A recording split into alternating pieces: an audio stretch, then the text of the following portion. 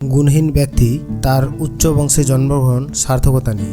অকুলহীন হয়েও যিনি শাস্ত্রজ্ঞান তিনি দেবকুলের কাছেও পূজা পান। সমাজে অবশ্যই বংশমর্যাদার সমাদর আছে, কিন্তু বংশমর্যাদার থেকেও বেশি সমাদর পায় শাস্ত্র ব্যক্তি। উচ্চ বংশে জন্মে উচ্চ মর্যাদা ধরে রাখার জন্য বিভিন্ন গুণ প্রয়োজন। তার মধ্যে একটি হলো শাস্ত্রজ্ঞান। অন্যান্য গুণের সঙ্গে শাস্ত্রজ্ঞান থাকলে তবে উচ্চ বংশ গৌরবান্বিত হয়। প্রকৃত শাস্ত্রজ্ঞানেই মানুষকে গুণবান করে তোলে। নিচু বংশে জন্মগ্রহণ করেও যদি শাস্ত্রজ্ঞ হওয়া যায়, সেই ব্যক্তির সমাজের কাছে খুবই আদরণীয় হন।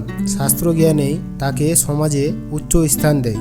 উচ্চ বংশজাত হয়েও নির্গুণ ব্যক্তি হলে সে কখনো সমাজে উচ্চ স্থান পেতে পারে না। সুতরাং সমাজে বংশগৌরব নয়, শাস্ত্রজ্ঞ হওয়াটাই প্রধান। শাস্ত্রজ্ঞ অকুলহীন ব্যক্তি দেবতাদেরও সমাদর লাভ করে।